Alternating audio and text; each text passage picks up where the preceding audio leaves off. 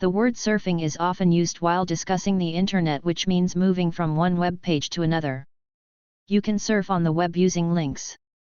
Links are created using the HTML anchor tag A. An anchor is used in 4 ways. 1. Create links to access other pages on the same website. 2. Create a link to another website or page. 3. Create a link to send email. 4. Create a bookmark inside a web page. Using a shorthand known as relative URL, you can link to other pages within the same website and do not need to specify the domain name.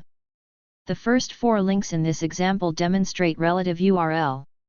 When you link to a different website, the value of the href attribute will have the full web address for the site, which is known as an absolute URL. You define the link destination in the href attribute of the anchor element. The target attribute with the _blank value is used in this example to open Amazon's website in a new window. You can also create an image link in addition to text link using the img tag.